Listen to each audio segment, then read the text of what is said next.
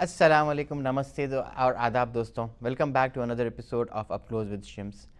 आज हमारे गेस्ट का इंट्रोडक्शन देने से पहले एक शेर याद आ गया। कुछ शख्सियतें तारुफ की मोहताज नहीं होती, उनका नाम ही उनकी पहचान बन जाती है। और आज हमारे मेहमान भी ऐसे ही एक शख्सियत हैं।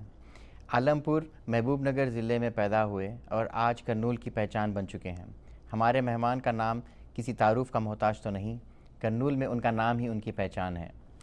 He was just 11 years old when India got independence. The world around him was vastly different from what we know today. Over the decades, he witnessed extraordinary changes in society, culture, education, technology, and everyday life. From an era when communication traveled slowly and life moved at gentler pace, to today's fast-moving digital world, he has seen it all. इनकी ज़िंदगी में ऐसे बहुत सारे क़िस्से, यादें, तजुर्बे और सीखें हैं जो हम सब के लिए बहुत कीमती हैं। इनकी बातें सुनते हुए लगता है कि जैसे हम अपने पुराने और ख़ूबसूरत दौर की सैर कर रहे हैं। आज हम बहुत खुशकिस्मत हैं कि ये सब कहानियाँ और यादें हम उन्हीं की ज़बानी सुनेंगे। आज हमारे गेस्ट हैं जनाब अब्दुल मोइज़ ख़ान। अस्सलाम वालेकुम अंकल। वालेकुम सलाम। बहुत बहुत शुक्रिया आपका हमारे शो पे आया, जो है आपका वक्त निकाल के जो है यहाँ पर हमारे साथ शामिल हुए।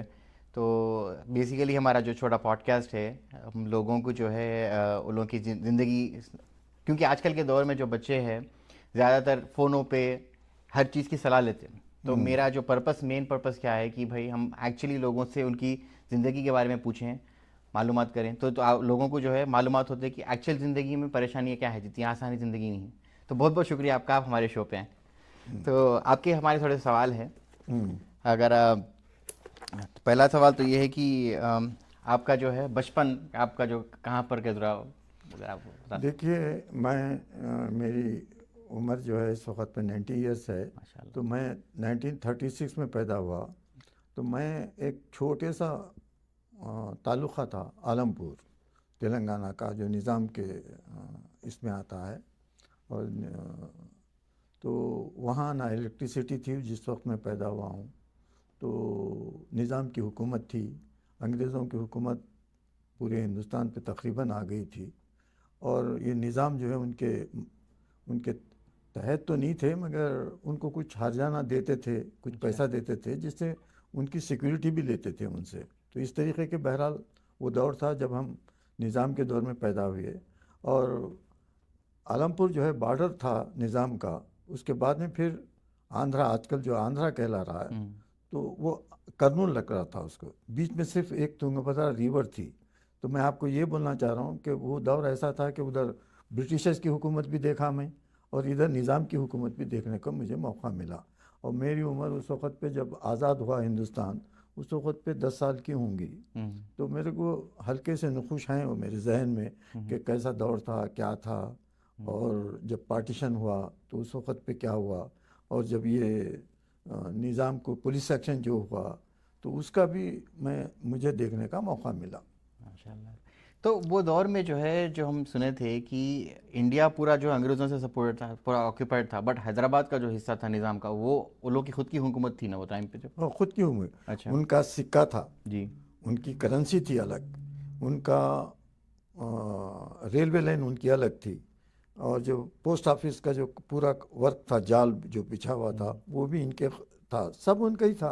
अच्छा। बस सिर्फ ये है कि उनकी जैसे आजकल मैं ये बता सकता हूँ आपको, आज आप लोगों को समझाने के लिए, कि जैसा अमेरिका जाके यूएई में उनकी हिफाजत कर रहा है, अपनी फोर्सेस रखा है, उसका मुआवजा लेता है। तो वो मुआवजा जैसा ले रहा है, वो भी मुआवजा ही था, मगर किसी और शक्ल में होगा, किसी और तरीके से होगा। मगर वो लोग, उनकी फ़ौजें यहाँ थी, रखी हुई थी। उनका सिकंदराबाद में ख़ास तौर पे उनके ये था, हेडक्वार्टर भी था, वो भी देखा हूँ मैं। अच्छा। तो वो इस तरीके से उनकी हिफाजत करते थे। और ये लोग जो हैं उनके वफादार थे। निज़ाम जो है टीपू का साथ नहीं दे सके, इसलिए कि उन्होंने पहले से अंग्रेज़ों से माहदा कर चुके थे। और एक बात यह है कि जो बादशाह थी, किंग थे वो एक लिहाज से, और ये तो उनकी रियासती थी, एक बहुत बड़ा एरिया था उनका। मगर उसके साथ साथ दुनिया का रिचेस्ट आदमी था ये, हाँ दुनिया का। तो कोई मामूली बात नहीं है। एक इंडिया में जो एक गरीब कंट्री है, उसका एक छोटे से हिस्से का किंग दुनिया के रिचेस्ट लोगों के अंदर आता है। तो ये भी बहुत बड़ा उसका उस ज़माने का कारनामा था। उस ज़माने में उसको अल्लाह मियाँ वो इज़्ज़त दिया था। जी जी है। बचपन के बारे में, आपके भाई बहन, आप लोग का जो है माशाल्लाह पठान है, तो वो कहाँ, वो कैसा कैसा था लीनिएज देखिए, आपका? हम लोग पठान हैं, जी और वो भी ऐसे पठान हैं कि आज भी हम हमारे किस कबीले से हैं हमारा ताल्लुक़, आज हमारा शिजरा है। और उस शिजरे में कब निकले हम, कहाँ से निकले, वो सब है। वो अच्छा राजस्थान के पास एक एक लोग थे, कुछ लोग जो इसको रिकॉर्ड को रखते थे। उस रिकॉर्ड में तक भी हमारा नाम है। तो मैं माशाल्लाह। पठान इससे हूँ, मेमनजई कबीला है मेरा। अच्छा मेमनजई कबीले से मेरा ताल्लुक़ है। और पता नहीं कब कौन आए थे, कितने हज़ारों साल पहले आए थे या सौों साल पहले आए थे, जी उसका अंदाज़ा नहीं है। मगर ये है कि हम अपना शिजरा रखे हैं। अच्छा और हमारी शादियां भी हम लोग अपने पठानों में ही करते हैं अच्छा अब तक। तो अब जो है वो बात नहीं रही, वो लोग नहीं रहे। अच्छा वो बात जो है आई गई हो गई है। अब तो बहुत आम लोग, आम तौर पे लोग शादियां कर रहे हैं। अच्छा अच्छा। और आपके आपके जो फैमिली में आपके भाई बहन, कितने भाई बहन थे आपके? मेरे देखिए, बदकिस्मती है मेरी कि मेरे को कोई बहनें नहीं थी। अच्छा एक ही भाई था, और छोटी सी फैमिली थी हमारी। अच्छा और हमारी ज़मींदारी थी, और हमारे फोर फादर्स बड़े ज़मींदार रहे। हम्म, और उसके बाद मैं पहला आदमी हूँ जो उस ख़ानदान में इतना इंजीनियरिंग करना उस ज़माने में करके, पढ़ाई के मैदान में भी अपना एक मुकाम बनाना, हम्म, और ऐसे ख़ानदान से निकलना जहाँ पढ़ाई की कोई अहमियत ही नहीं थी। पढ़ के क्या करेंगे, ये पूछा जाता था। अच्छा तो माशाल्लाह। वैसे दौर में अच्छा एक शौक़, एक जस्तजू मेरे में आई। हम्म, और मैं जो है इंजीनियरिंग के शोबे में गया, और वहाँ अपना, और वो भी आरईसी में मेरे को मौका मिला। माशाल्लाह माशाल्लाह। कश्मीर यूनिवर्सिटी से पास किया मैं, अच्छा अच्छा अच्छा मैकेनिकल इंजीनियरिंग। अच्छा तो एक लंबी ये है कि मैं कैसे बना। अच्छा अच्छा अच्छा माशाल्लाह। तो आप जो मतलब बचपन, खैर इंजीनियरिंग तक हम लोग उससे पहले जो स्कूलिंग लाइफ थी आपकी, तो आपके साथी यहाँ जो हाँ, थे आपको है पहचान के अभी तो भी दोस्त? वो बहुत ही मामूली स्कूल, छोटा सा तालुका, 5-6 क्लास तक शायद वो स्कूल थी। उससे आगे भी नहीं थी वहाँ पे। हम्म, तो मैं 3 क्लास तक वहाँ आलमपुर में पढ़ा मैं। तो उसके बाद फिर पुलिस सेक्शन देखा मैं। अच्छा जो पुलिस सेक्शन हुआ तो ये बॉर्डर पे था चूँकि, तो उधर से इंडिया की आर्मी के गोलियां इधर आ रहे थे, क्योंकि हम्म बॉर्डर है ये। तो सिर्फ बीच में एक दरिया है, तुंगभद्रा बीच में है, तो उधर तक आ गई थी आर्मी। तो हम्म, वहाँ से गोलियां आ रहे थे, तो हम लोग परेशान होकर हैदराबाद चले गए। अच्छा तो हमारा घर घर सब पूरा लूट लिए लोग, सब ख़त्म हो गया। हम्म तो वहाँ से फिर हमारा एक नई ज़िंदगी, हम लोगों के अंदर एक इनकलाब आया हम्म कि अब ये गांव छोड़ दो, ये यहाँ रहने की जगह नहीं है। यहाँ हमारा जो ये था, जो बात थी वो नहीं है। वो एहसास हुआ हमारे वालिद को, हम्म, और पढ़ना चाहिए बोल के भी हमारे को कर्नूल में ले आके अच्छा वहाँ की स्कूल में शरीक करा। अच्छा अच्छा अच्छा अच्छा, तो मैं फर्स्ट फॉर्म, मैंने सिक्स से शायद मैं वहाँ दाखिला लिया। अच्छा और वहाँ उर्दू मीडियम में मेरी तालीम, चूँकि निज़ाम के अंदर उर्दू मीडियम की बहुत अहमियत थी। अच्छा तो हम लोग वहाँ पूरे स्कूल भी जो है उर्दू मीडियम में ही थे। हम्म, तो हम उर्दू मीडियम से करके फिर कर्नूल आए। कर्नूल में भी उस ज़माने में मुस्लिम हाई स्कूल कहलाता था, यानी मुसलमानों की अच्छा ये अच्छा है। अच्छा अच्छा तो अंग्रेज़ों के ज़माने से, उस ज़माने से चली आ रही थी वो स्कूल। अच्छा पहले तो मोहम्मदन मुस्लिम हाई स्कूल बोलते थे। फिर वो आप तो गवर्नमेंट स्कूल बोल रहे जी हो, हाँ जी हाँ गवर्नमेंट जी, उर्दू स्कूल बोल रहे हैं उसको। हम्म, तो 7 साल तकरीब भी किए हम, बहुत शानदार तरीके से उस स्कूल की। अच्छा अच्छा तो उससे भी मेरे को बड़ी खुशी हुई, उसमें अच्छा हिस्सा लिया था मैं। अच्छा जी, सही सही। तो जब आपका जब बचपना जब था, तो आपका नेचर कैसा था? मतलब आप खेलने में, कूदने में, या फिर खेलने कूदने में देखिए, शरारत वगैरह जो भी? सब चीज़ें आज का दौर देखते हुए मेरे को ऐसा लगता है कि वो एक अजीब ही दुनिया थी। सुकून ही सुकून था, और माँ बाप की मोहब्बत, घर घर से लगाव, घर ही सब कुछ कुछ था। मोहल्ला में जाके गिल्ली डंडा खेलना, वो कंचे, ये खेलना, गोलियां खेलना, गोलियां खेलना। इसके सिवा हमारे पास कुछ था ही नहीं। अच्छा। अगर बहुत बड़ा मैं जो कारनामा करा हूँ तो उस ज़माने में मैं एक ढक्कन को, बड़े डब्बे के ढक्कन को लेके एक लकड़ी को उसको लगा के उसकी एक गाड़ी बना के चलाना भी एक हमारे वास्ते अच्छा, ये माशाल्लाह था। माशाल्लाह। तो वो दौर में ऐसे ना खिलौने थे, ना ये बातें थे, ना टीवी था, ना रेडियो था, कुछ नहीं। सुकून की ज़िंदगी, अपना अच्छा सा। अल्लाह का एहसान है कि हम ज़मींदार घराने में पैदा हुए, नौकर चाकर थे। अच्छा। और मैं ज़्यादा दादी से अटैच रहा, अच्छा। दादी की ट्रेनिंग रही मेरे को, तो बहुत सुकून से अच्छी ज़िंदगी रही। अच्छा, आपके वालिद साहब लोगों के वालिद साहब या दादा दादी लोगों के साथ आपके कुछ अच्छे मेमोरीज कुछ है, कोई कैसा हादसा जो? ये देखिए, ऐसा है मेरी ज़िंदगी में एक अजीब इंसान हूँ मैं कि मुझे जो अप एंड डाउन्स मिले उसका भी मैं शुक्रगुजार हूँ कि उससे ज़िंदगी बहुत निखरती है। अप एंड डाउन से, मुश्किलों के से जब गुज़रता है तो बोलते हैं कि हिना रंग लाती है पत्थर पे घिस जाने के बाद, इंसान सुरखरू होता है ठोकरें खाने के बाद। तो मेरी बहुत अच्छी बात है। ज़िंदगी कुछ अजीब उससे गुजरी है अच्छा। कि मैं बचपन से ही, देखिए मैं बहुत ही छोटा हूँ। मेरी को दादी, चूँकि मेरे दादी को एक ही औलाद थी, मेरे वालिद, अच्छा। तो उनको उनकी वालदा पाले। अच्छा। हमारी दादी की वालदा यानी परदादी पाले हमारे वालिद को। अच्छा। तो इनको उसकी ख्वाहिश रह गई कि भाई मैं अपने बच्चे को पाल ही नहीं सकी।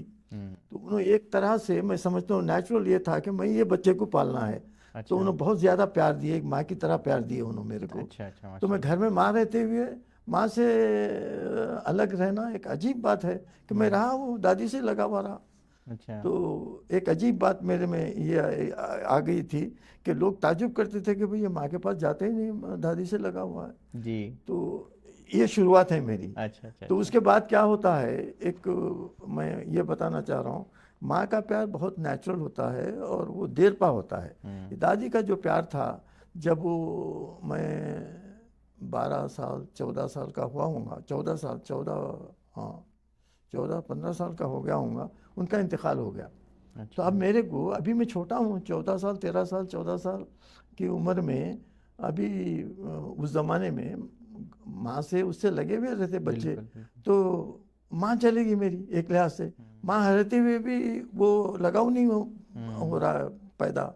तो एक मेरे को एक खुलासा मिला मेरे को, मैं एक अजीब दुनिया में चले गया कि भाई मेरे को प्यार ही नहीं मिल रहा, वो प्यार ही नहीं मिल रहा। तो ये दादी का प्यार मिलने से वो जल्दी छूट जाता है। अच्छा। माँ जो है ज़रा, बाद लोगों को, बदनसीब लोगों को तो 4 साल में भी चले जाते हैं माएँ, बिल्कुल बिल्कुल। मगर मैं वो बदनसीब हूँ, माँ रखते हुए भी मैं माँ से वो प्यार हासिल नहीं कर सक रहा था। तो ये एक अजीब बात है मेरे बचपन का ये। और फिर मेरे को ये था कि मैं जो है स्कूल से, वो स्कूल में वहाँ की छोटी सी वो स्कूल थी, तो उसमें पढ़ने के बाद फिर मेरे को 1 साल 2 साल तक वो जो पुलिस सेक्शन हुआ, तो कहाँ रहना, क्या डिसाइड करना, हमारे वालिद साहब को डिसाइड करना था।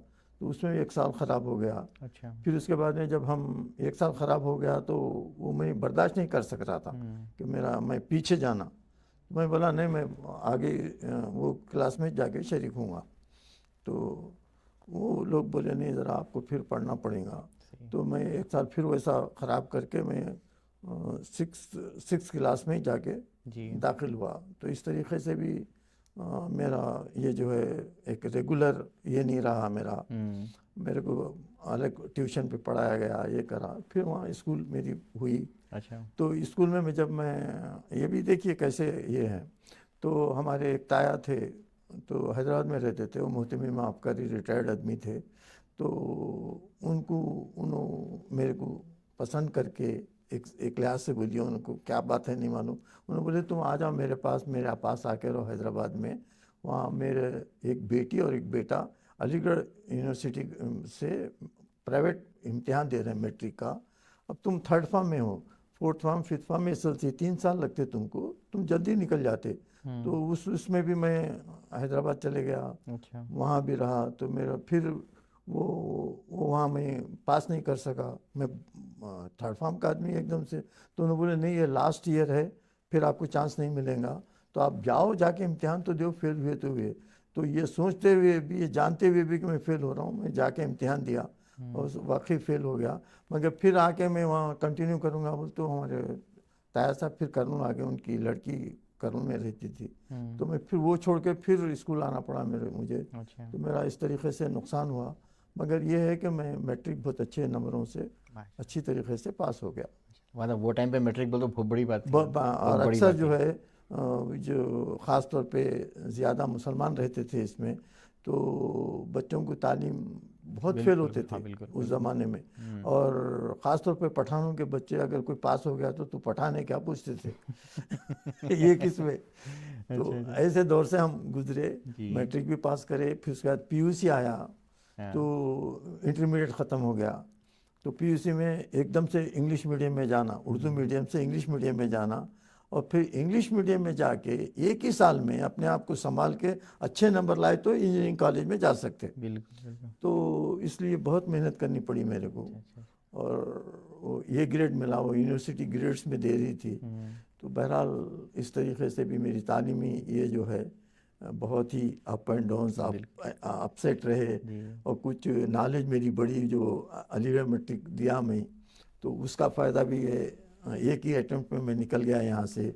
और पीयूसी भी एक ही इसमें, और ये ग्रेड लाना, एक उर्दू मीडियम का लड़का जाके इंग्लिश मीडियम में चेंज होके ये ग्रेड ला के फिर इंजीनियरिंग कॉलेज ढूंढना, और उसमें इत्तेफाक से मुझे REC regional engineering college Kashmir university में एडमिशन मिल गया। माशाल्लाह माशाल्लाह। यहाँ भी मिल रहा था मेरे को अच्छा तिरुपति में, और ले भी लिया था मैं एडमिशन, मगर वो छोड़ के मैं उधर गया, उसमें भी मेरा एक साल ख़राब हुआ। अच्छा अच्छा। अच्छा तो मैं वो सब बर्दाश्त करता करके वहाँ जाने के बाद जो मेरे को माहौल मिला, उससे मेरे को मैं समझता हूँ मेरी ज़िंदगी का टर्निंग पॉइंट, बचपन से जो हम माहौल से आ रहे थे, एक छोटा सा गांव, उसके बाद में एक डिस्ट्रिक्ट लेवल से फिर एकदम से कश्मीर, जहाँ 50% पूरे क्रीम ऑफ इंडिया आ रहा है, उन बच्चों के साथ मिक्सअप होना, और 50% कश्मीरियों से मिलना, अच्छा। और वो जो 50% क्रीम है उसमें हम मिल सकते थे। ये 50% उनकी ज़बान कश्मीरी है, तो हमेशा कश्मीरी में बात करते, तो उससे हम ज़रा दूर होके इनमें मिक्सअप होना पड़ा। अच्छा और मैं ज़्यादातर दिल्ली के, कलकत्ते के और यूपी के लोगों में सेट हो गया, इसलिए कि मेरी उर्दू अच्छी थी, अच्छा अच्छा। उर्दू मीडियम से था मैं।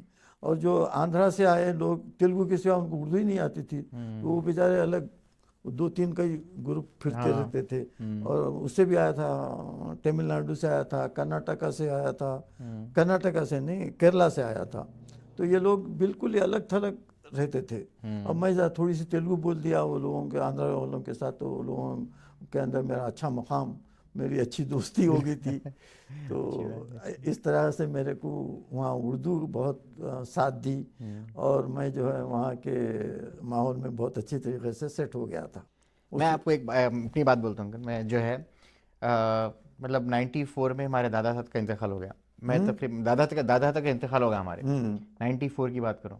मैं जब शायद 8 साल या 9 साल का था, तो मैं कभी आप आज सोचता हूँ कि मैं मतलब 40 का हूँ मैं, कि हमारे दादा दादा जो है 80 साल दुनिया में गुजार के निकल गए, और हाँ, मुझे जो है मतलब उतना आइडिया नहीं है उनकी ज़िंदगी, उन्होंने कैसे पर्सनालिटी थे, कैसे थे।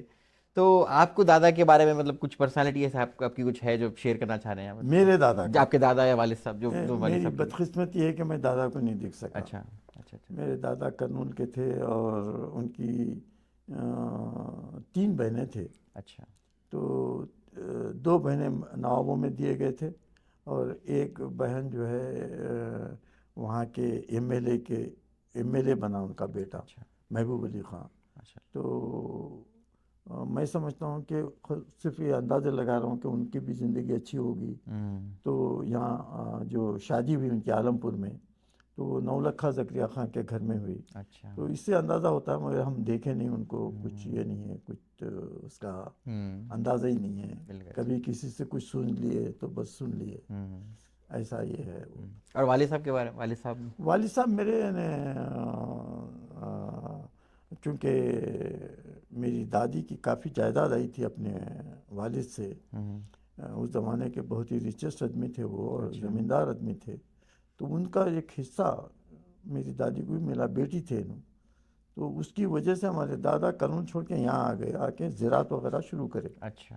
तो ज़राअत में हमारे वालिद भी ज़राअत से ही लगे रहे, वाबस्ता रहे, लैंडलॉर्ड थे, ज़मींदारी भी थी। अच्छा। तो साथ में इन्हों आहिस्ता से अपनी भी ज़राअत वगैरह भी करते थे। अच्छा। अच्छा। अच्छा। तो इस तरीके से हमारे पास ज़मींदारी और ज़राअत से हमारा ख़ानदान का ताल्लुक़ रहा। अच्छा। और वैसे माहौल में कोई आदमी इतना पढ़ के जी जी। इंजीनियरिंग तक करके, और वो भी REC सेंट्रल गवर्नमेंट कॉलेज में तक जाएगा, अच्छा। ये तो बहुत कम लोगों बिल्कुल को बिल्कुल नसीब होता बिल्कुल। है। ये मेरी खुशकिस्मती है। जी। और ये अमेरिका का शौक़ है मुझे, कि अमेरिका जाने का जो शौक़ था। अच्छा, उसके बाद मैं जो है जब वहाँ से करके आया, मैं नहीं जा सका, तो मैं फिर उसके बाद में मेरा माइंड डाइवर्ट हो गया कि पॉलिटिक्स में पढ़े लिखे लोग क्यों नहीं आ रहे हैं। तो ये सोचने लगा मैं, ये अच्छा। सब यानी मेरे को ऐसा लगा कि जाहिल आदमी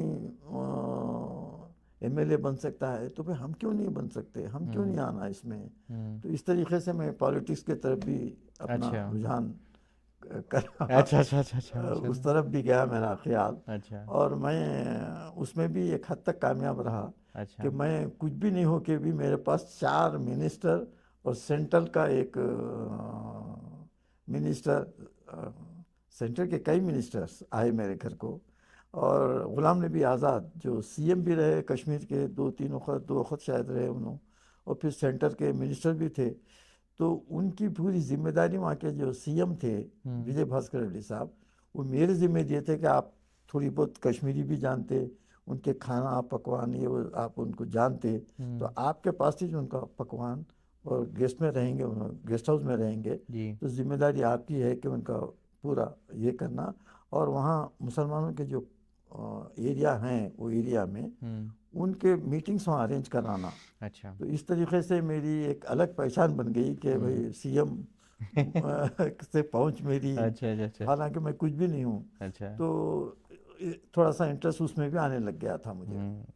सो जो आप ये शौक कैसा हुआ, क्यों ये हुआ? आप बचपन से ही मैकेनिकल, जैसे आप बचपन में बता रहे थे कि हाँ। की गाड़ी में जो है तो बना के आगे कुछ डब्बे में लगा के गाड़ी चला रहे थे बोल के, नहीं, तो कई वो चीज़ें शौक था करे क्या? हैं हम, अच्छा। कई चीज़ों का ये करे हैं एक। तो ये शौक़ जो मुझे इंजीनियरिंग का शौक़ इस वास्ते हुआ कि मैं स्कूल में एक छोटी सी रील के ऊपर प्रोजेक्टर से कुछ फिल्में दिखाते थे हमको स्कूल में, कर्नूल की हाई स्कूल में, गवर्नमेंट स्कूल है वो, तो प्रोवाइड करते थे। तो अमेरिका की थोड़ी पिक्चर्स जो उसमें बताते थे कि अब अमेरिका की एग्रीकल्चर लाइन कैसी है, अच्छा। वो कैसा ये कर रहे हैं, कितनी एडवांस है उसमें।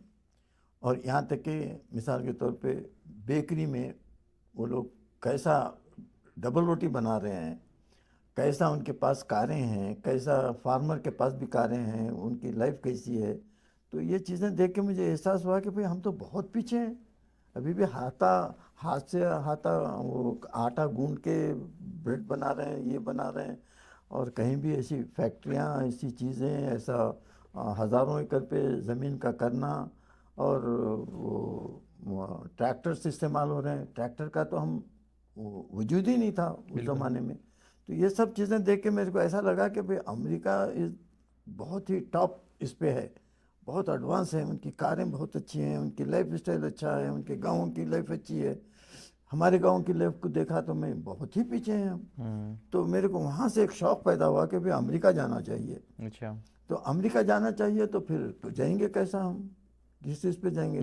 तो वहाँ हम कैसा जाते हैं, तो स्टूडेंट लाइफ में जा सकते हैं आप, स्टूडेंट बन के जा सकते हैं, या नहीं है तो इंजीनियर बन के जा सकते हैं आप। तो मैं सोचा भाई वहाँ पढ़ाना हमारे वालिद के बस की बात नहीं है, भेजना करना। तो हम सोचे भाई इंजीनियर्स की बहुत डिमांड है वहाँ, ये मालूम हुआ मुझे। तो एकदम से दिमाग में आई कि भाई इंजीनियरिंग करेंगे। और अच्छा। ऐसे भी शौक़ था मुझे इससे, इंजीनियरिंग के इससे। बहरहाल मैं वो अमेरिका का तस्वुर स्कूल की लाइफ से शुरू हो गया था कि जाना है मेरे को। तो इस वजह से भी मैं मैकेनिकल लिया कि यहाँ डिमांड था मैकेनिकल अच्छा का। अच्छा तो उस ज़माने में हमारे जो साथियाँ थे, मेरी बैच के लोग, वो खाली अपनी डिग्री बता के वीज़ा ले लिए। माशा अच्छा अच्छा तो वो दौर था वो अच्छा 1966 67 का। अच्छा अच्छा अच्छा 65 में मेरा एक कज़िन भी आया था यहाँ मैकेनिकल इंजीनियरिंग करके, तो उससे भी मेरे को ख्वाहिश थी जाने की।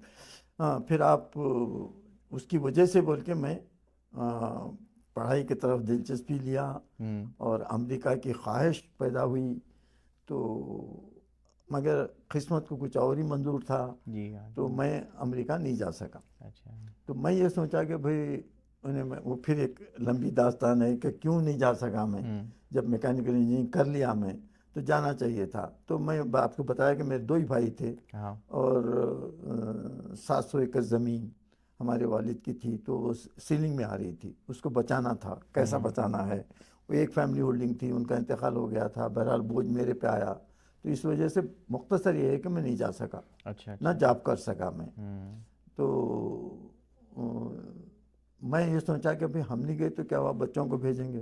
तो दोनों बच्चों को मैं अमेरिका भेज दिया। अच्छा अच्छा अच्छा माशाल्लाह माशाल्लाह।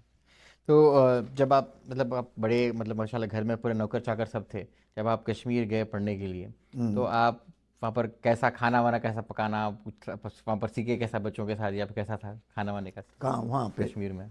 बेहतरीन खाना, अच्छा बेहतरीन खाना। इसलिए खाना बेहतरीन बोल रहा हूँ मैं कि वहाँ जो कश्मीरियों का ग़िज़ा है वो ज़्यादातर गोश्त है, मछली है, मछली भी बहुत मिलती है वहाँ, वो लेक्स हैं वो हैं। तो हमारे पास जो बावर्ची आए वो कश्मीरी थे। तो कश्मीरी चूँकि बावर्ची अच्छा पकवान करते हैं और दावतें भी बहुत अच्छी होती हैं उनकी शादी की। तो हमारे पास जो बावर्ची आए थे, बेहतरीन रोगन जोश बनाते थे, मछली के कबाब बनाते थे, गोश्त का सालन हर दोपहर में, रात में दिया जाता था गोश्त हमको।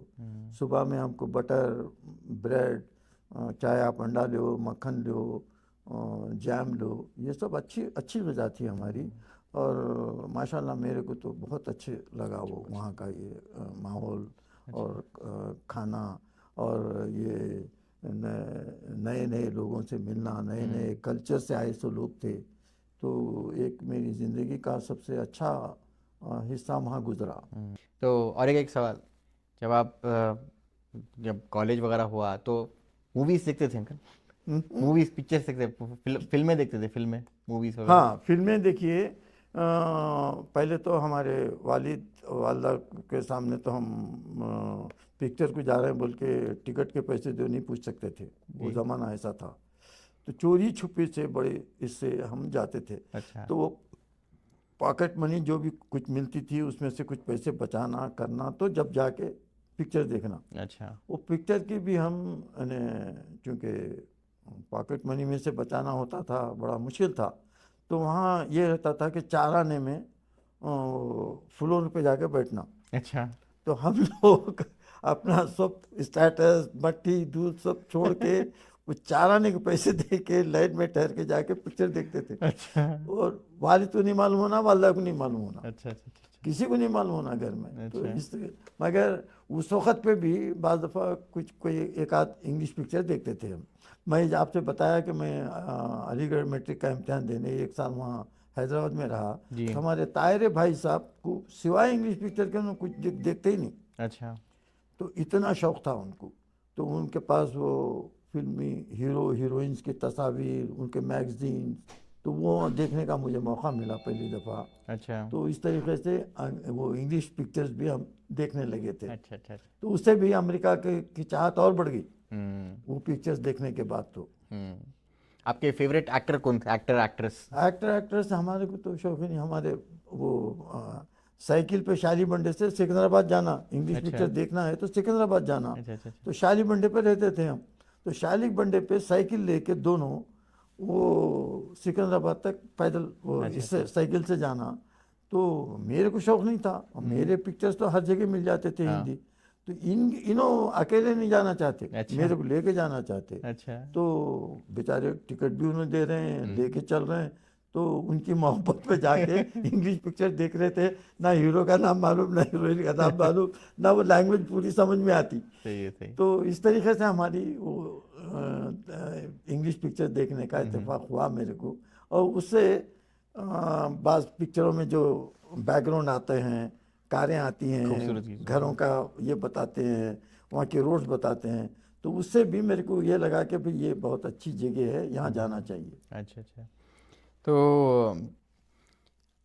इंडिया में जो हॉलीवुड एक्टर्स है, शाहरुख खान, ये अपने अमिताभ बच्चन, वो नहीं नहीं, उसमें से ये तो उसमें से कौन अमिताभ बच्चन तो मेरे सामने आए। अच्छा, आप ये इवन आपका कौन सा खन्ना, खन्ना जो राजेश खन्ना। राजेश खन्ना, टॉप का हीरो, जी, जी, जी। वो भी मेरे सामने आया। दिलीप कुमार वगैरह। दिलीप कुमार साहब का अलबत्ता बहुत बड़े फैन। बहुत बड़े स्टार बन गए थे। मधुबाला और सुरैया, हाँ जी। नरगिस, और ये लोगों का ही राज था उस वक्त पे, जी। वो दौर में हम देखना शुरू करें। अच्छा। उसके बाद में ये सब शाहरुख खान तो सब मेरे है तो सामने ये तो आए। पुराना नहीं तो बच्चा है। मगर ये लोग भी अच्छा अपना नाम बनाए हैं। जी, जी, जी। मगर दिलीप साहब की बात तो ये दुनिया जानती है कि बिल्कुल। दिलीप और मधुबाला की जैसी खूबसूरत जोड़ी। औरत नहीं पैदा हुई, जी हाँ। और जो है दिलीप कुमार के जैसा एक्टर अभी तक भी नहीं आया है। बिल्कुल, बिल्कुल, बिल्कुल, बिल्कुल। तो हम जो है बहुत खुशनसीब हैं कि हम उनकी जवानी, उनकी नए नए पिक्चर्स देखने का मौका मिला। अब आपको भी ये बच्चों को दिलीप कुमार को देखना है बोले तो पुरानी पिक्चर्स देखना, जी हाँ। ब्लैक एंड वाइट तो देखने ही नहीं चाहते कोई आजकल। स्टोरीज वगैरह भी अच्छे रहते थे ना पहले, कहानियाँ जो है, पहले दौर के गाने जो सुनते थे। नहीं, गानों आज का तो देखिए हम बहुत खुशनसीब हैं एक लिहाज से कि हम जब 60s में गया, मैं 61 में गया, तो जंगली की शूटिंग हो रही थी। अच्छा। शिमी कपूर, सायरा बानो को देखना वहाँ जाके कश्मीर करीब में, से, हाँ। और वो भी बोट में शूटिंग हो रही है, तो बोट के बिल्कुल करीब हम हैं, हमारे सामने उन्हें वो गिर रही है तो चीखती पुकारती। कभी एक दो दफ़ा गिरी उन्हें वो पानी अच्छा, में, सर्फ राइडिंग में। तो वो सब देखने का मुझे मौका मिला। अच्छा, अच्छा, तो अच्छा। मैं समझता हूँ कि हमारे दौर का वो जो 60s का जवानी थी हमारी, तो उस ज़माने में जो गाने आए वो एक रिकॉर्ड ये हैं कि बिल्कुल, अब मैं समझता हूँ वो म्यूज़िक, वो मेहनत, वो धुनें शायद ही बनेंगे। बिल्कुल, बिल्कुल। आजकल तो हालांकि इंस्ट्रूमेंट उस ज़माने में इतने नहीं थे म्यूज़िक के, मगर उसके बावजूद जो अपना मेहनत से उससे, और शायरी, जी हाँ। कुछ इसमें ऐसे ऐसे अल्फाज भी, उर्दू भी बहुत अच्छा काम की है जी, इसमें। जी। तो इस तरीके से वो एक लाजवाब चीज़ बन गई है वो। बिल्कुल, बिल्कुल। तो जब आप पहली दफ़ा जॉब वगैरह, कुछ जॉब करे, कुछ जॉब नहीं, जब मिली थी। जॉब के तो देखिए मेरे को मैकेनिकल में करने के बाद फिर जब मेरे लैंड सिलसिला में समझ हुए, तो इसलिए उनको तो कंपलसरी था मुझे जॉब देना। अच्छा, जिन लोगों के लैंड समझ हुए हैं अच्छा। उनको एक जॉब उस घर के अंदर देना कंपलसरी था। मुझे जॉब मिल सकता था मगर मेरे को फुर्सत ही नहीं मिली कि वो जॉब करना, इसलिए कि लैंड सीलिंग में था मैं। फिर सिलसिले में लैंड समझ हुए, तो समझ की वजह से एग्जम्पशन मिला मुझे, वो नोटिस आने की वजह से, तो उसके लिए कोर्ट में जाके लड़ना पड़ा। लड़ने में टाइम कोर्टों के चक्करों में सही ये है, हो सही गया। है। फिर उसके बाद भैया अपना फैमिली को, अपने स्टेटस को, अपनी पोजीशन को संभालने के लिए एग्रीकल्चर की तरफ तवज्जो देना। और नई नई चीज़, पहली चीज़ मैं पहला ट्रैक्टर लेके गया उस गांव में। अच्छा, मेरा माशाल्लाह। पहला ट्रैक्टर है, एक नहीं दो लेके गया, एक छोटा एक बड़ा। पहली मेरी जीप गई वहाँ। तो इस किस्म की चीज़ों में मैं लग के एग्रीकल्चर करा। और इन मुकदमों से लड़ना पड़ा मुझे। गवर्नमेंट से कंपनसेशन लेना है तो लड़ के लेना, और ज़्यादा ज़मीन जा रही है तो ज़्यादा रुपया गवर्नमेंट को देना है, जी। तो इतनी आसानी से नहीं देते। तो उनसे हाई कोर्ट, सुप्रीम कोर्ट तक लड़ना पड़ा। अच्छा। तो इसकी वजह से मैं बिल्कुल ही नहीं जा सका अमेरिका का, जॉब भी नहीं कर सका और अमेरिका भी नहीं जा सका। मगर मेरी ख्वाहिश जो जाने की थी वो ख़त्म नहीं हुई अमेरिका जाने की, वो बचपन से थी वो। जी, जी। तो फिर मैं क्या करा, 96 में ओलंपिक गेम्स चल रहे थे, तो 96 शायद हो, 96 था वो। तो 96 में मैं ओलंपिक गेम्स देखने के वास्ते, हमारी एक तायरी बहन है, अच्छा, कज़िन सिस्टर, हमारे वालिद के कज़िन के, बहरहाल वो मेरी बहन होती हैं। अच्छा। तो रिश्ते में उन्होंने मेरे को बुलाए शिकागो में मैं रहा। अच्छा। पहले तो वहाँ आया, ओलंपिक गेम देखा, टिकट्स भी लिए थे। अच्छा। बहरहाल वो टिकट्स की बिना पे और विजिटिंग वीज़ा मेरे को मिल गया, स्पॉन्सर भी करे थे लोग। तो पहली दफ़ा इस तरीके से आया मैं अमेरिका। अच्छा। अमेरिका आने के बाद मैं ये भी देखना चाह रहा था कि बच्चों को भेजना चाहिए या नहीं। अच्छा। तो देखा मैं कि माहौल यहाँ बदल रहा है। पहले की बात नहीं है, जो 65 में 66 में जो लोग गए, उनके इसमें और अब के इसमें मुसलमानों की तादाद बढ़ रही थी। हम्म। हलाल गोश्त मिल रहा था।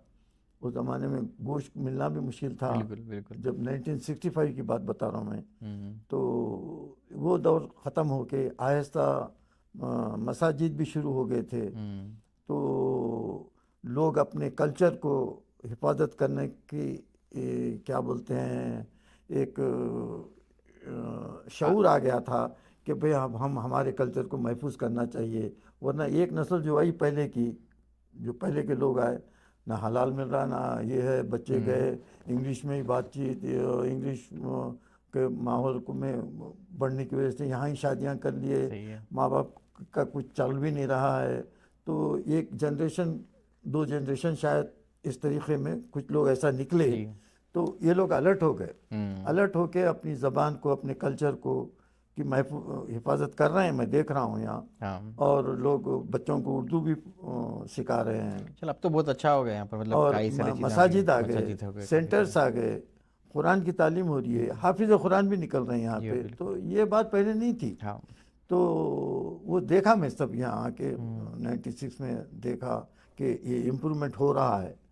तो अब मैं फिर अब आया हूँ तो हम्म। बहुत ही इम्प्रूवमेंट है। बिल्कुल और बिल्कुल। बहुत देसी लोग आ गए हैं। हम्म।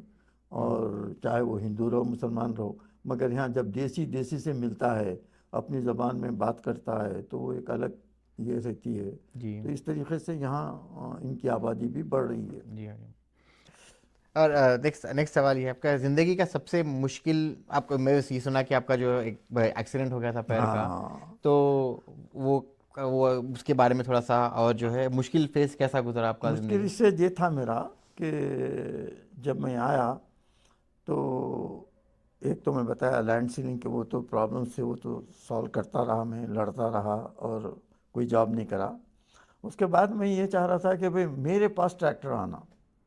तो मैं पहला आदमी हूँ जो एक नहीं दो दो ट्रैक्टर ला लिया मैं। और वो ट्रैक्टर भी मुझे इस तरीके से मिले कि मैं मैकेनिकल इंजीनियर होने की वजह से गवर्नमेंट ऑफ इंडिया ये चाह रही थी कि ट्रैक्टर्स आना एग्रीकल्चर में एक इनकलाब लाना चाह रहे थे। वो दौर था जब मैं बता रहा हूँ 71 का, 70s का ज़माना। बहरहाल 60s में हम कॉलेज में थे, 70s में जॉब नहीं कर रहे थे। तो वो ट्रैक्टर दे रहे हैं, वो ये कर रहे हैं, वो ट्रेनिंग दे रहे हैं, वो कर रहे हैं। तो चले गया मैं, सेलेक्ट हो गया मैं उसमें। हम्म। तो मेरे को दो ट्रैक्टर लोन पे दे दिए।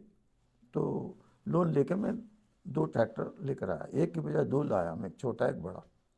तो बहुत बड़ी बात थी वो। हम्म। मगर उससे मेरे को फ़ायदा तो ज़्यादा नहीं हुआ, लेकिन ये है कि लोगों के अंदर इंट्रोड्यूस करने वाला मैं कहला सकता हूँ वहाँ पर।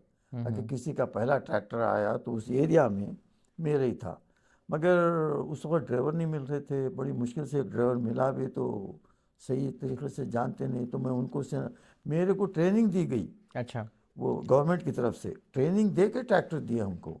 तो वो भी मेरे को चलाना भी आ गया था, सब कुछ हम्म। आ गया था। तो मैं कब तक चलाऊंगा भाई, और मेरे और भी काम है। तो एक ड्राइवर को बहरहाल लाए हम।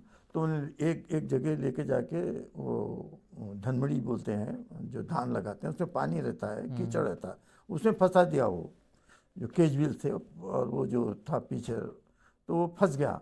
तो अब मैं जाके, अब कोई भी नहीं है तो मैं जाके उसको ये करा।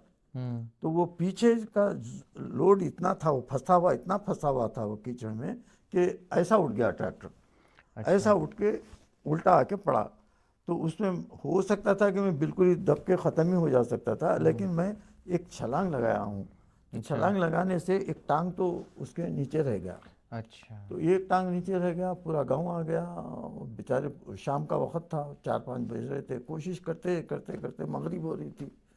तो वहाँ इलेक्ट्रिसिटी नहीं, टार्च लाइट भी मुश्किल से मिलती। तो उसमें वो लोग लकड़ियाँ डाल के, वो डाल के, ये डाल के, पूरा गांव कोशिश कर रहा है। तो थोड़ा सा उसको ये ढील करके खींच के निकालने से मेरे पैर के नीचे के हिस्से की एक एक ही टांग फंस गई थी वो। तो वो बहरहाल उसकी खाल निकल गई और पंजा भी ज़रा ख़राब हुआ। बहरहाल निकाल लिए वो लोग। निकाल लेने के बाद अब वो ज़रा सेकेंगे बोले तो गर्म ज़रा ज़्यादा ही गर्म करके सेके करे सुन हो गया था पैर। बहरहाल वो जीप स्टार्ट करके बहरहाल गए जब तक का वो इलाज जो है वहाँ जो कानून में हुआ अच्छा नहीं हुआ, पैर बहुत ही ख़राब होता गया।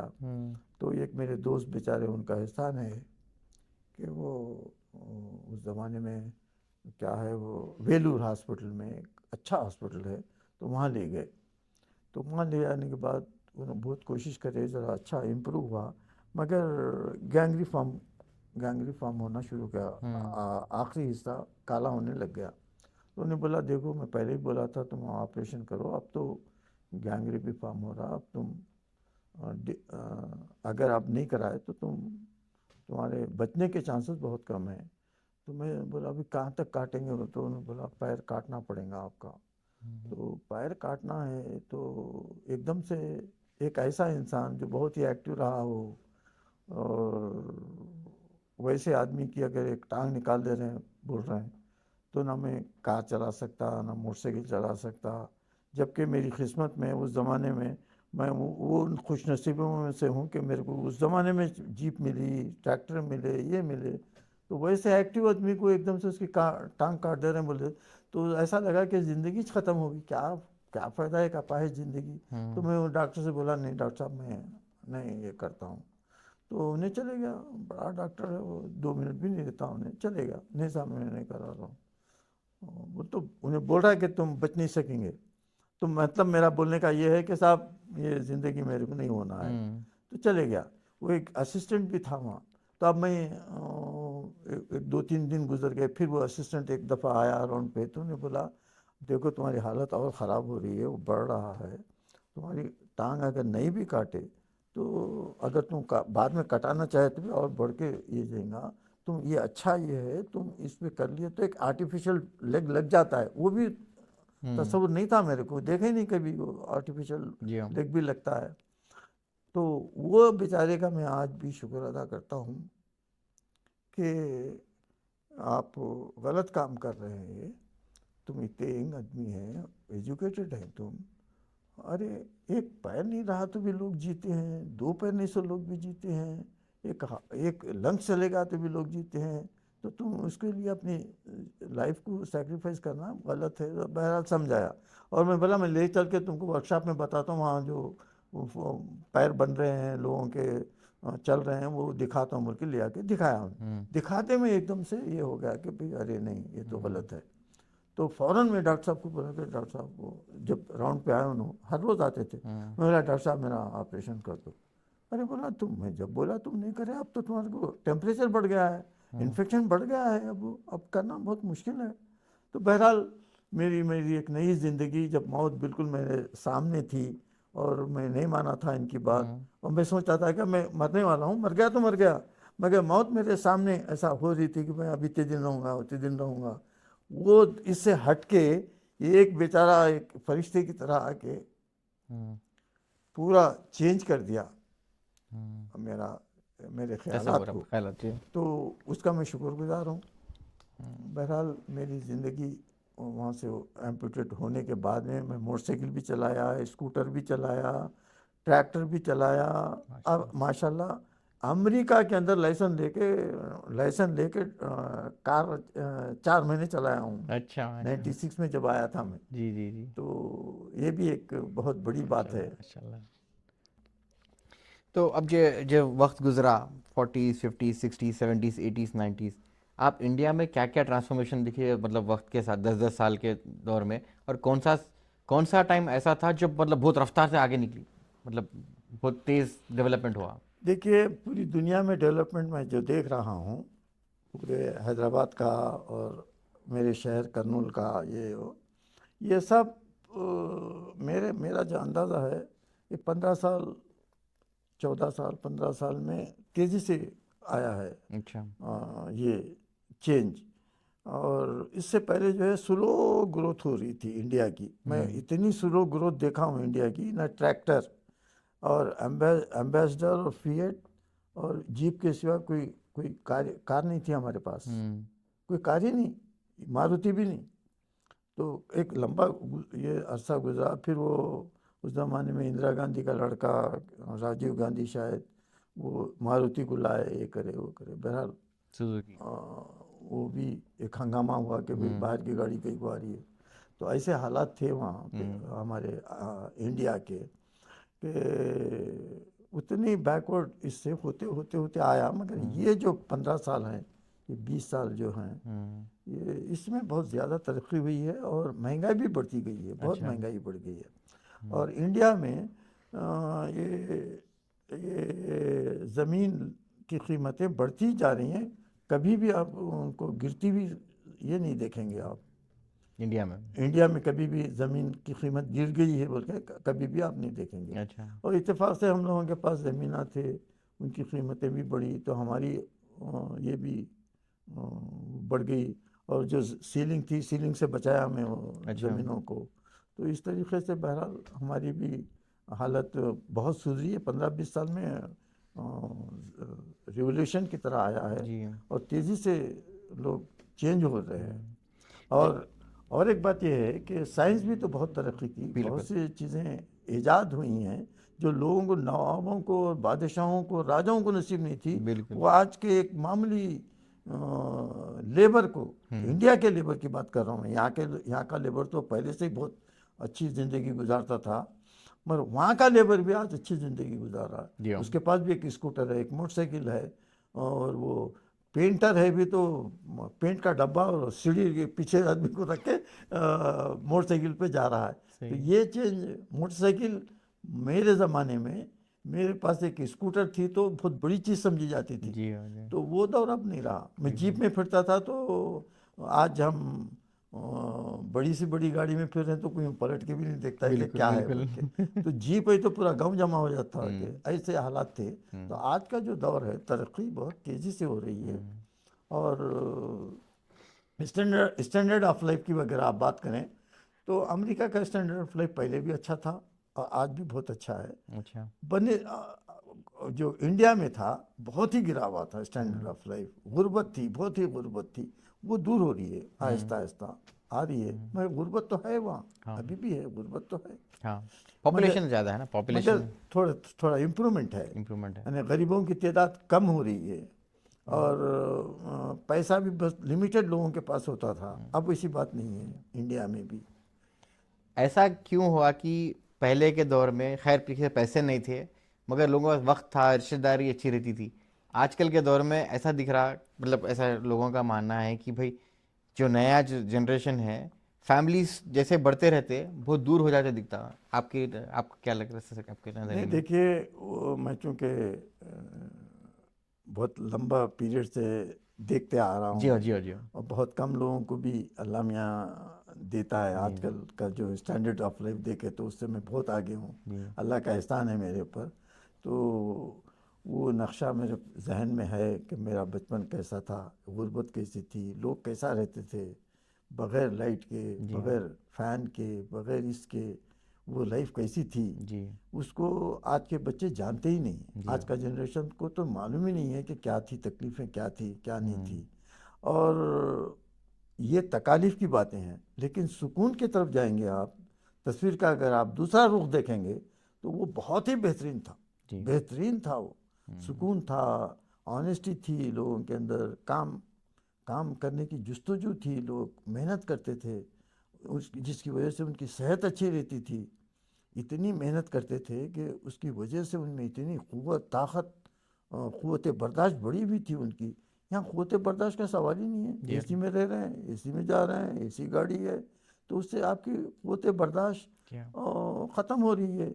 और आपकी उस लिहाज से ये देखिए, मैं चूँकि मैकेनिकल इंजीनियर हूँ, मैं समझता हूँ कि हार्स पावर किस पे डिपेंड करता है।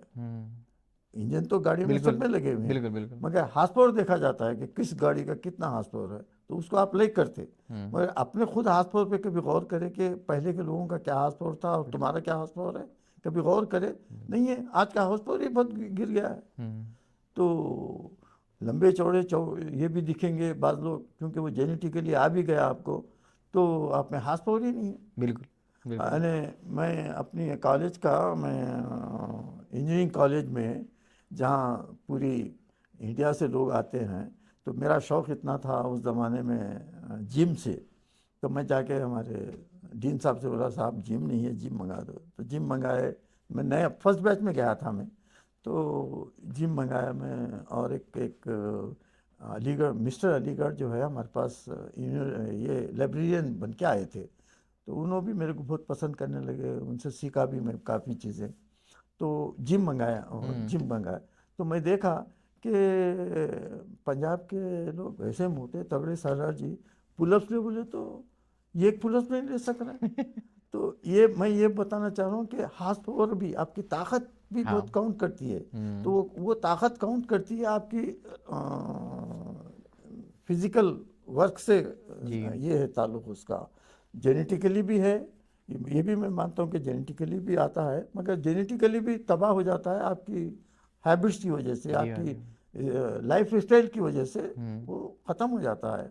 तो इसलिए मेरी सबसे दरख्वास्त है कि भाई आप ये छोड़ो, थोड़ा एक्सरसाइज करो। यानी तो पहले तो इंसान को खुद ब खुद करना पड़ता था, चलता था इंसान, आज चल ही नहीं रहे हैं आप। तो आपके लिए कंपलसरी है कि आप जिम करो, भागो, दौड़ो, कुछ ना कुछ करो अपनी ज़िंदगी के अंदर।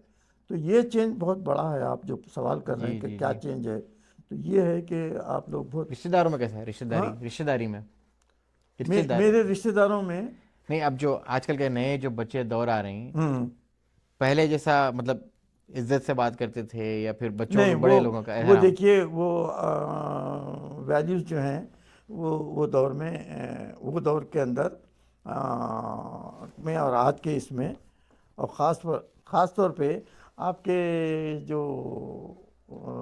ज़माना चेंज हो रहा है उस लिहाज से वो माहौल में थोड़ी सी कमी आई है। मगर इंडिया में आज भी उसकी वो क्वालिटीज़, वो तहज़ीब, वो कल्चर, बड़ों की इज़्ज़त करना, और शाम होते ही घर को आ जाना, कहीं जा रहे हैं तो इजाज़त लेके जाना, और अपने मज़हब की नमाज ख़ास तौर पे अदा कर रहे नहीं, वो देखते थे, और उस पर सख्ती भी करते थे बाज़ दफ़ा कि क्यों नहीं ये करे बोल के।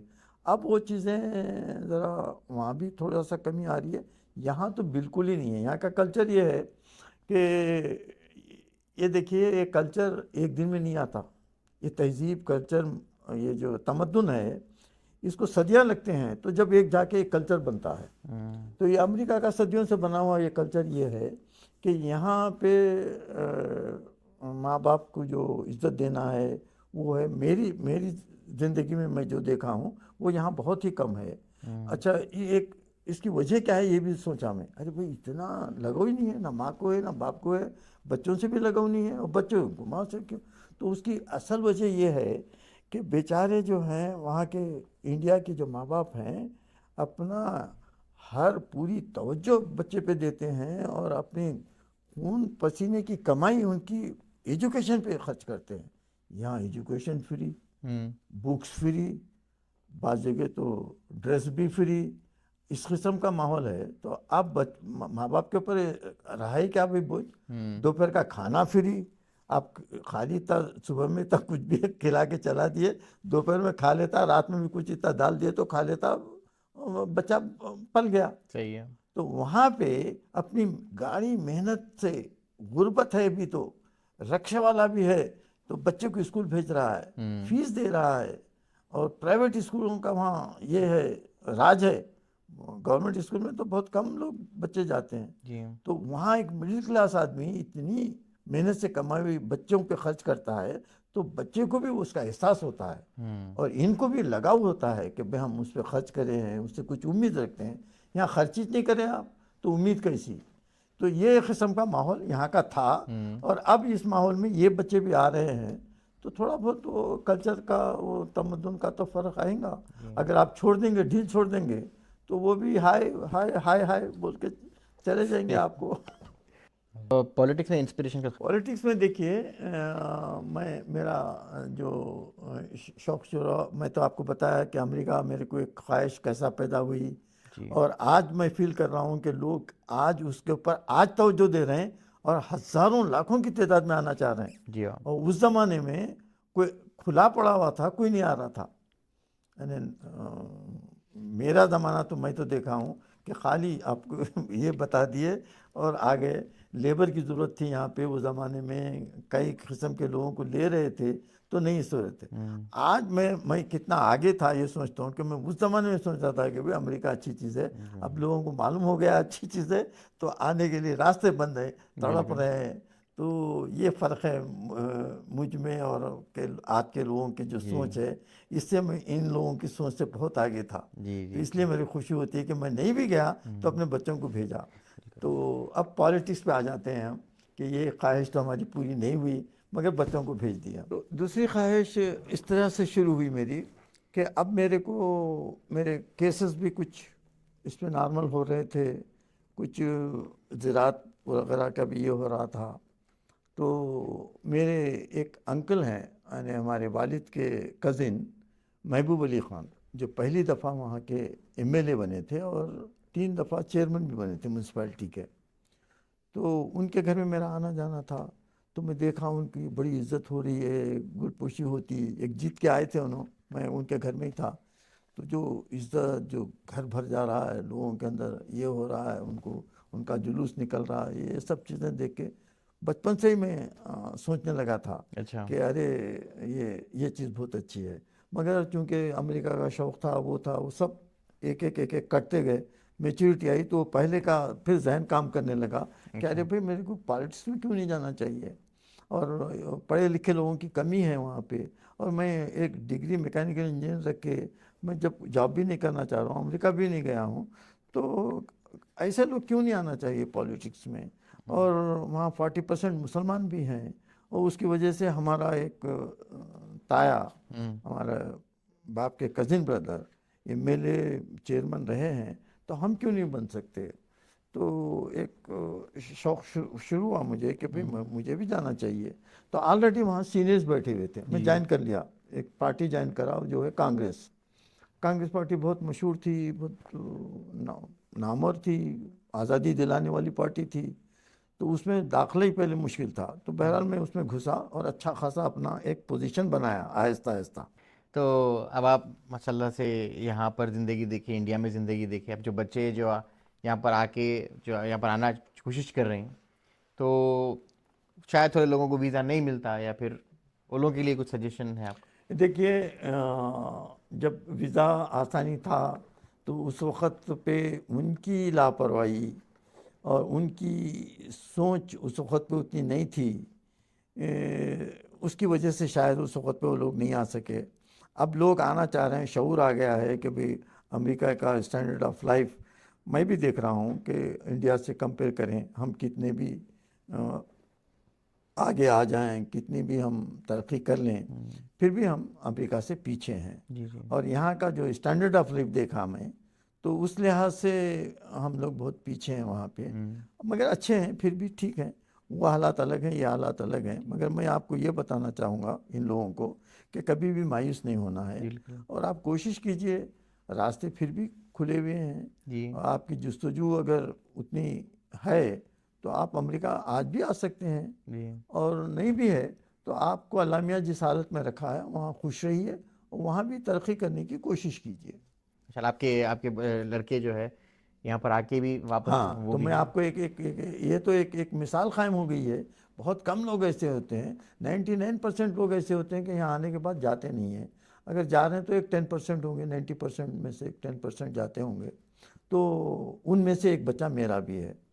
तो मैं उसके बारे में आपको ये बताना चाह रहा हूँ कि वो एक वाइट कॉलर जॉब, यानी एमएस करके अच्छी कंपनी के अंदर काम कर रहा था और उसका भाई भी उसी में आ गया था, उसी कंपनी में आ गया था। तो दोनों भाई एक ही घर से, एक ही घर का खर्चा, एक ही घर से निकल रहे हैं, एक ही गाड़ी में निकल रहे हैं, एक ही कंपनी में जा रहे हैं। ऐसा अमेरिका में खुद बहुत कम लोगों को नसीब बिल्कुल होता बिल्कुल है। बिल्कुल। वैसी पोजीशन पे रहते हुए बच्चे को लाके एकदम से पॉलिटिक्स में डालना, इतना बड़ा रिस्क लेना। कई मेरे दोस्त भी बोले कि अरे ये क्या कर रहे हैं भाई, अमेरिका में है सब बच्चे को, ये तो बेकार लोगों की जगह है पॉलिटिक्स, जाहिलों की जगह है, ये है वो है, ऐसे ये थे। तो मैं ये बोला कि भाई अमेरिका बहुत ही अच्छी जगह है, पैसे के लिहाज से, स्टैंडर्ड ऑफ लाइफ के लिहाज से, यही ना, इतना ही है। जी। मैं यहाँ एक खराबी ये भी देखा कि आप कितना भी कमा लें, आप कुछ भी कर लें, शायद एक आध 100 में एक आध आदमी होगा जो बहुत नाम पैदा करा होगा। जैसे एक आध आदमी का आता है तो वो लाखों में की तादाद में एक आध आदमी आ जाता है जो उसका नाम भी होता जी है। हाँ। यहाँ नाम ही नहीं है। यहाँ का माहौल ही ऐसा है कि अपने रिश्तेदारों को जो लोग नहीं पूछते हैं, बिल्कुल। यहाँ के जो कौम है, जो लोग हैं, तो तुमको तो क्या पूछेंगे, तुम तो एक गरीब कंट्री से, मुल्क से आए हैं। तो एक एहसास से कमतरी उनको है और एहसास से कमतरी तुमको भी है कि भाई हम जो है एक गरीब मुल्क से आए हैं और हम अपना वतन छोड़ के इसलिए आए हैं कि पैसे के लालच में, यहाँ के स्टैंडर्ड ऑफ लाइफ की वजह से बोल के आए हैं। तो वो एहसास आपको रहेगा और आपको पहचान पहचान यहाँ मिलना बहुत मुश्किल है। पहचान मिल भी गई तो वो थोड़ी सी पहचान है। वो यहाँ जो है ये पॉलिटिक्स एक ऐसी चीज़ है कि पहले राजाओं का, मैं जो सोचा, राजाओं का, नवाबों का, इनका दौर रहता था, तो वो देखे हैं हम। तो उसके बाद में जब आज़ादी मिली तो अभी जो पार्टी आ गई उन्हें नवाब नवाब है, उन्हें राजा है वहाँ का। बिल्कुल। तो वो तो गई नहीं है।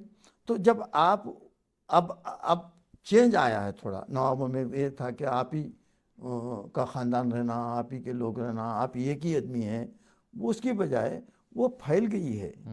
वो पावर जो है फैला हुआ पावर है, उसमें आपको कोई एक हिस्सा मिल रहा है तो वो बहुत बड़ी बात है। बिल्कुल। तो आज़ादी का फ़ायदा तो यही है कि आप भी वो पावर का हिस्सा बन सकते हैं। पहले नहीं बन सकते थे आप अगर उन्हें चाहा तो 1 मिनट में किसी की भी आदमी को, चाहे वजीर आज़म क्यों ना हो उस ज़माने का, 1 मिनट में निकाल के फेंक दे सकता है। यहाँ आप वजीर को निकाल सकते हैं, एक एमएलए को निकाल सकते हैं, नहीं निकाल सकते। 5 साल तक का तो उन्हें एमएलए रहेगा। तो ये जो पावर मिला है, ये जो पावर के अंदर घुसना और उसका एक हिस्सा बनना और अपनी कौम की खिदमत भी करना, और यहाँ जाहिलों की जो छाप लग गई है, जो दादागिरी करा उन्हें आ रहा है, ये कह रहा, ये चेंज आ रहा है इसमें, इंडिया की पॉलिटिक्स में। पहले अंगूठा छाप आदमी एमएलए बनता था, आज नहीं बन सकता। तो ये चेंज आ रहा है। एक पढ़े लिखे बच्चे को क्यों नहीं ये करना हमें, मेरी ख्वाहिश भी थी। तो अब इसको कैसे लेके जाना, मुश्किल बात ये थी कि भाई एक आदमी 5 साल हैदराबाद में गुजार देता है अपनी बीए करने के वास्ते और अमेरिका जाने के वास्ते, 1 साल 4 साल वहाँ के, 5 साल तो वहाँ चले गए, 10 साल अमेरिका में चले गए नौकरी करने में, इसमें उसमें, जो भी पढ़ाई में, इसमें अमेरिका में चले गए। 15 साल के बाद आप अपने फिर बचपन के अपने वतन को आ रहे हैं, तो सब बिखर गए, उनके दोस्त ये वो कांटेक्ट चले गया।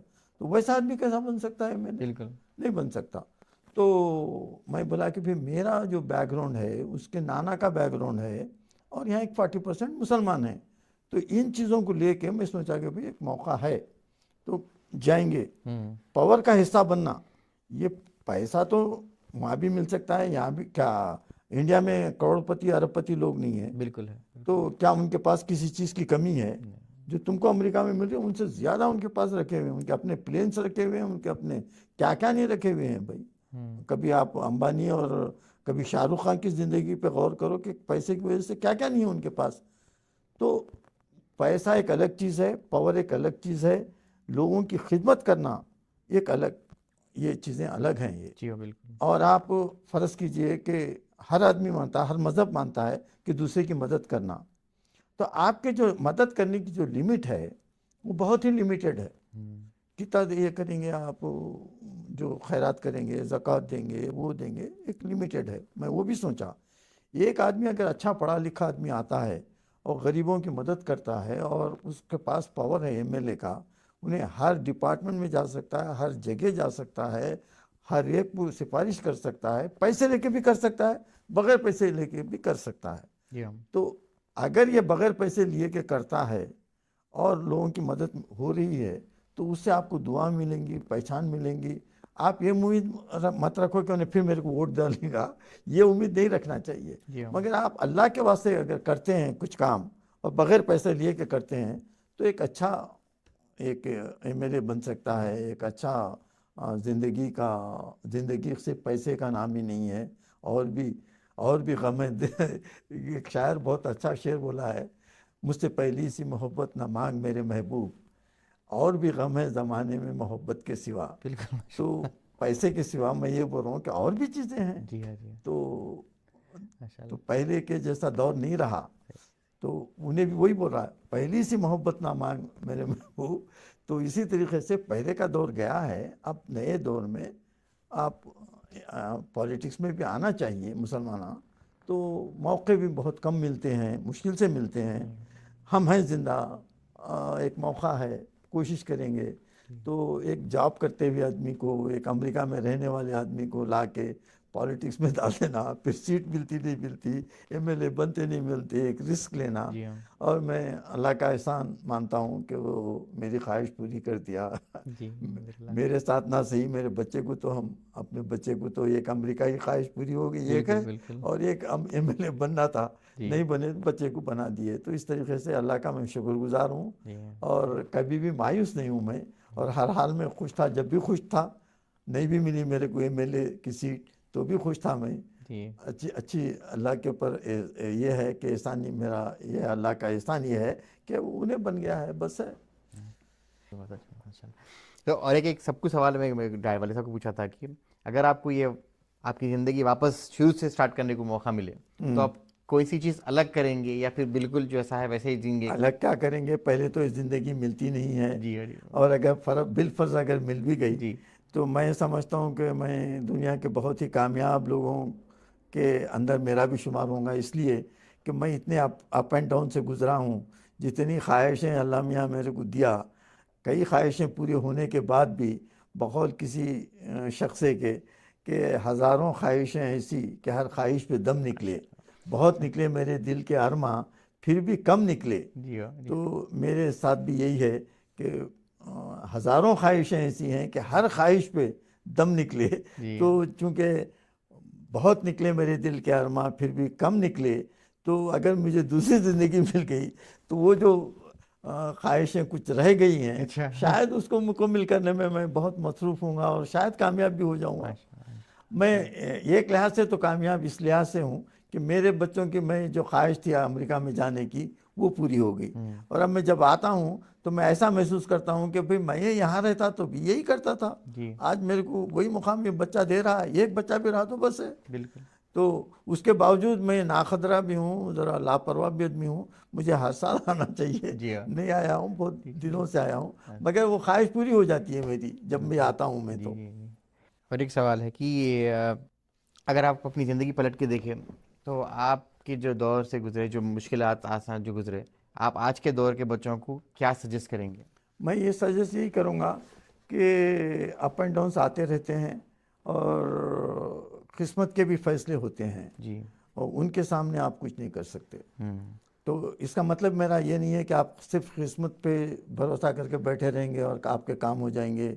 आपकी नाकामियाँ और कामयाबियाँ सिर्फ आपके खामोश रहने पे नहीं है, आपकी जस्तजू लगन बराबर रहना चाहिए, जी और आखिरी फैसला आप अल्लाह पे छोड़ना चाहिए। बिल्कुल बिल्कुल। तो ये मेरा सजेशन है, और ये मैं कई जगह देखा हूँ, मैं कामयाब हुआ हूँ इस वजह से। कभी मायूस नहीं होना चाहिए इंसान को, कभी भी किसी जी भी वक्त में, कितनी भी तकालीफ आ जाए इंसान पे, वो मायूसी कुफर है, बिल्कुल। तो उससे दूर रहो आप। जी अक्सर लोग मायूसी का शिकार हो जाते हैं, और उनकी ज़िंदगी तबाह हो जाती है जी सिर्फ मायूसी की वजह से। तो मेरी ज़िंदगी से मैं ये सीखा हूँ कि बदतर हालात आए मेरे ऊपर, मैं मौत के सामने, मैं बताया आपको कि मौत मेरे सामने खड़ी हुई थी, फिर भी वहाँ से निकला हूँ मैं। जी निकलने बिल्कुल। के बाद फिर वही जुस्तजू, वही उम्मीदें, वही अल्लाह से जी दुआएं, और उसका असर यह है कि अल्लाह का एहसान है कि मैं बहुत अच्छे तरीके से गुज़रा हूँ। बिल्कुल। मुश्किलों का सामना अच्छा। करते हुए। जी जी, बहुत बहुत शुक्रिया अंकल आपका, जो पूरी आपकी जो कहानी है, जितनी भी चीज़ें आप बोले, आप आज के दौर के नए हर किसी को जो है एक समय एक लोग को लेसन से पूरे हाँ, सारी जो आपको जो बोल रहे हैं, तो बहुत बहुत शुक्रिया आपका। मैं फिर यही बोलूँगा, जो लोग अमेरिका को आना चाह रहे हैं वो लेट हुए हैं लेकिन मायूस नहीं हैं, और भी दरवाजे भी हैं खुले हुए, और भी तरीक़े भी हैं, अभी जी भी हैं चीज़ें। जी तो अगर नहीं भी मिलता है तो कोई मायूस नहीं होना है। जी एक अलग पहचान अपनी वहाँ भी बना सकते हैं। आप में सलाहियतें हैं, आप में टैलेंट है, तो उस पर गौर करो, उसको चीज़ों को देखो। जी ये मत देखो कि भाई हमारे को ये अमेरिका का नहीं मिला, जिसको मिला उसको भी लाके हम शाइन करके बता दिए ना भाई, एक एमएलए तो बना, एक उसके एक पोजीशन तो आई ना जो पहचान ही नहीं थी। तो इस लिहाज से आप मायूस कभी भी नहीं जी, होना है, बिल्कुल बिल्कुल। और जो मिला है, जिस हाल में है, आप खुश खुश रहना है, जी, बस यही मेरा मैसेज है सबके लिए। बहुत बहुत शुक्रिया आपका टाइम का uncle, and thanks everyone for watching, and do like, subscribe, follow, and leave your comments on the comment section. Thank you so much.